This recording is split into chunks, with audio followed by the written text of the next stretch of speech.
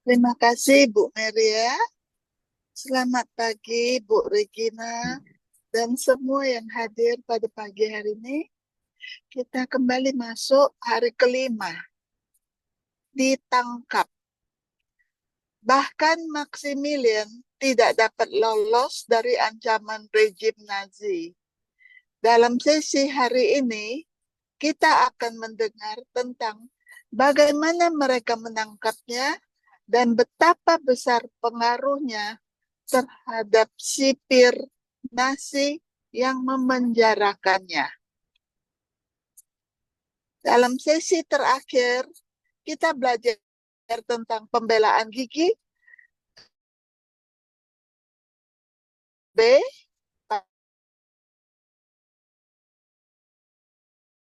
di Jepang.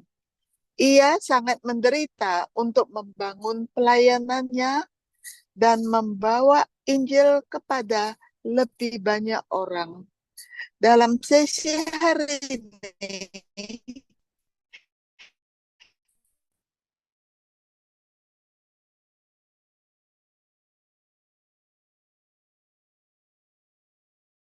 kembali membahas tentang kehidupan yang terancam sepuk kekuasaan di tengah perang dunia kedua. Oh, nggak ada suara ya? Oh, nggak ada suara. Sudah, Gimana? sudah. Ada putus-putus. Kembali ke dalam kita lanjut ya.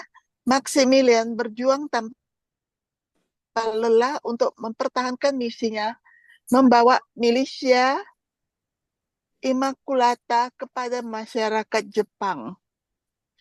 Ia menanggung penyakit dan kelaparan serta ejekan dan rasa malu di tengah pekerjaannya.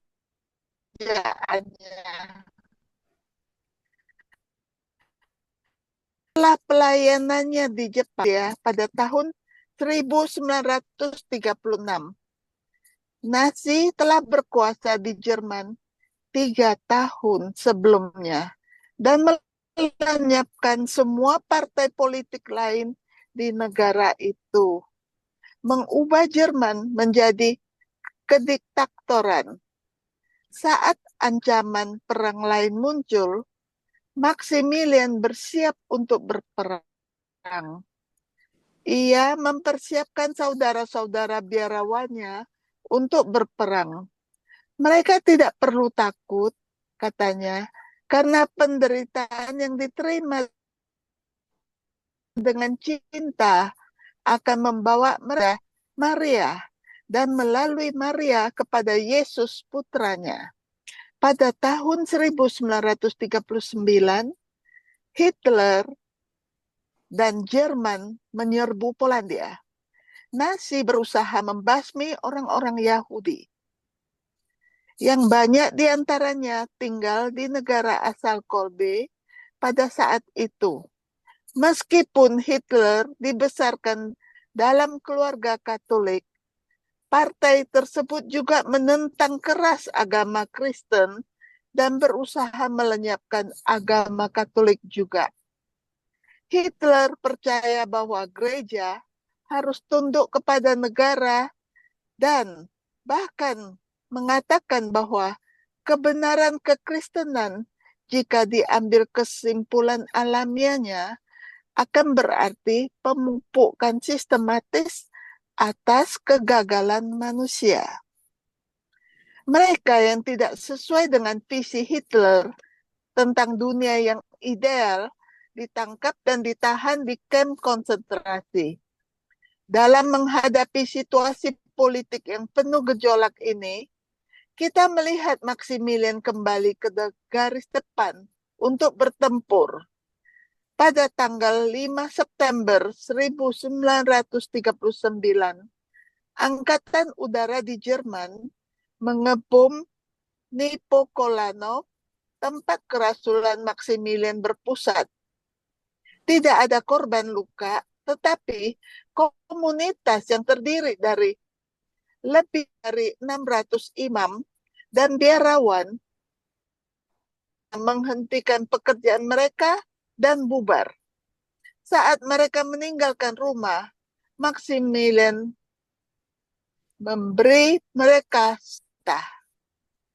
Jangan lupakan cinta.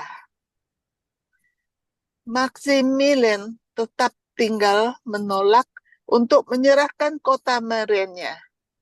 Seperti prajurit yang berdedikasi, Pastor Kolbe berkomitmen untuk mempertahankan misinya sampai akhir. Sekitar 40 saudaranya tetap bersamanya hingga pada tanggal 19 September, Jerman menangkap dan mendeportasi Kolbe dan kelompok penentangnya. Jerman memuat para biarawan ke dalam truk bersama sekitar 600 tahanan sipil lainnya. Mereka melakukan perjalanan selama 5 hari ke tempat yang akan menjadi rumah baru mereka, kamp konsentrasi di Amrtit. Mereka ditahan di sana selama 3 bulan. Pastor Colbert dan teman-temannya digambarkan sebagai pembuat onar. Mereka kelaparan. Mereka dipaksa tidur di atas jerami. Setidaknya mereka yang memutuskan untuk tidur. Maximilian menolak untuk beristirahat. Sebaliknya, sepanjang malam, ia memilih untuk berpatroli di kamp, menyiapkan selimut untuk para tahanan yang sedang tidur. Ia mengaku tidak ingin kehilangan kesempatan untuk beramal karena di surga ia tidak akan bisa lagi menderita karena cinta. Selalu berani dan peduli, Maximilian mengajukan petisi kepada para prajurit dan komandan yang merupakan kepala biara di kamp konsentrasi Nazi manapun untuk membebaskan saudara-saudaranya. Sebalik mereka dipindahkan ke kamp konsentrasi lain, kali ini di Polandia. Dalam suatu perubahan nasib, kamp baru itu adalah sebuah biara terbengkalai yang jauh lebih nyaman dari Amtitz. Bukan hanya akomodasi yang lebih ramah, tetapi juga komandan barunya. Dia adalah seorang pendeta Protestan sebelum memasuki perang, dan ia sangat menghormati Maximilian karena yang diuraikan juga di dalam surat sangat rinci. Dia menunjukkan belas kasihnya kepada para tahatannya dan mengizinkan mereka pergi ke kota untuk mencari makanan selama 2 prajurit mengawali mereka ketika dia mengumpulkan para Fransiskan untuk memberitahu mereka tentang pembebasan mereka. Dia mengumpulkan hadiah paling dermawan yang dia bisa temukan. Komandan itu menyerahkan 200 gram margarin kepada Maximilian. Maximilian segera membalasnya dengan memberinya medali wasiat. Pastor Kolbe dan saudara-saudaranya menerima kebebasan mereka. Tidak diragukan lagi karena perlindungan Bunda Maria pada tanggal 8 Desember 1939. Mari kita renungkan hal ini bersama dalam doa. Luangkan waktu hari ini untuk berdoa dengan kata-kata Maximilian Kolbe.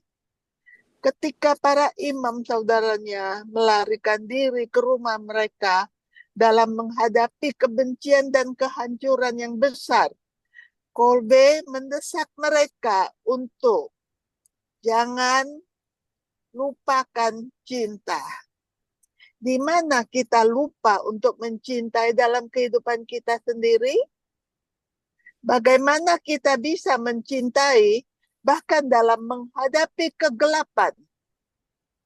Romo Kolbe dan saudara-saudaranya dibebaskan. Tentu saja karena perlindungan Bunda Maria.